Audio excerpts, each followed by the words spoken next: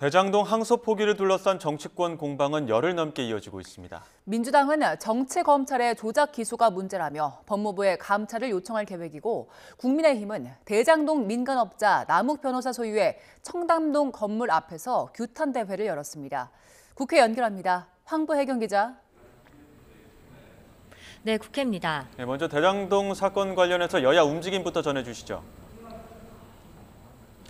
더불어민주당은 대통령 순방 기간 불필요한 논란을 자제하자는 분위기 속에서도 검찰을 향한 비판 수위는 유지하고 있습니다. 당 정치검찰 조작기소 대응특위는 잠시 뒤 회의를 열어 그동안의 활동 성과를 발표하고 후속 대책을 논의합니다. 대장동 사건 자체가 정치검찰의 조작기소 때문에 시작했다는 게 핵심인데, 관련한 추가 녹취록 등을 공개할지 관심입니다. 민주당은 오후엔 법무부 정부과천청사를 찾아 대장동 사건 핵심 증거인 이른바 정영학 녹취록 조작 의혹에 대한 감찰 요청서를 제출할 예정입니다. 민주당은 이재명 죽이기를 목표로 한 검찰이 대장동 민간업자 정영학 회계사가 제출한 녹취록을 악의적으로 조작했다고 주장하며 감찰을 요구해왔습니다. 국민의힘은 사흘째 현장 규탄 대회를 이어가고 있습니다. 오늘은 대장동 사건 핵심 피의자 남욱 변호사가 소유한 거로 알려진 서울 청담동 빌딩 앞에 집결했습니다. 1심에서 추징금을 선고받지 않은 남 변호사가 수백억 원대 재산 추징 보전 해제를 요구하는 가운데 최근 이 건물에도 가압류 해제 요청이 들어온 거로 전해졌습니다.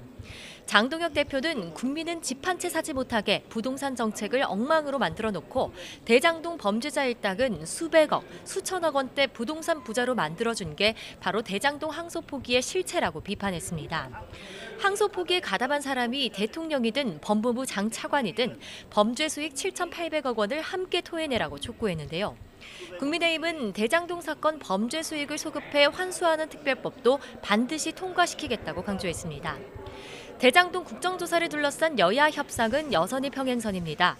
양측이 요구하는 사안을 모두 조사하자는 데에는 의견을 모았지만 민주당은 법사위 차원의 국정조사를, 국민의힘은 여야 동수의 별도 특위 구성을 주장하며 맞서고 있습니다.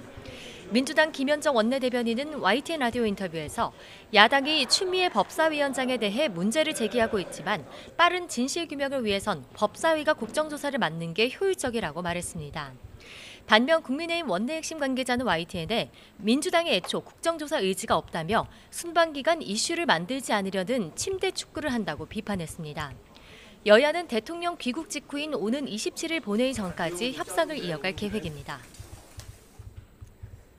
네, 여야 모두 내년 지방선거 준비에도 속도를 내고 있지요. 내년 6.3 지방선거를 앞두고 양당 지도부의 발걸음도 바빠지고 있습니다. 민주당 정청래 대표는 취임 뒤 처음으로 대구를 찾아 현장 최고위원회의를 주재합니다. 오늘부터 이틀 동안 대의원과 권리당원의 투표 반영 비율을 1대1로 바꾸는 안건에 대한 당내 투표도 진행하는데요. 투표 권한을 확대한다는 논란이 일자 민주당은 전당원 투표를 권리당원 의견 수렴 투표로 수정해 다시 공지했습니다. 이 같은 당헌 당규 개정 작업이 정 대표의 연임을 위한 포석이란 일부 비판에 민주당은 당원 주권 확대는 큰 흐름이라고 선을 그었습니다.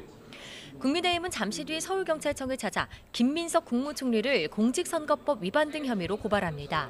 김 총리는 종묘 앞 재개발 사업과 한강버스 멈춤 사고, 광화문 광장 감사의 정원 조성 계획까지 오 시장이 추진하는 사업을 연일 비판하고 있는데요. 국민의힘은 내년 지방선거 때 서울시장을 노린 노골적인 관건선거 개입이라고 반발하고 있습니다. 이런 가운데 장동혁 대표는 오늘 서울 여의도에서 4선 이상 중진 의원들과 오찬을 갖고 선거 전략 조언 등을 들을 예정입니다.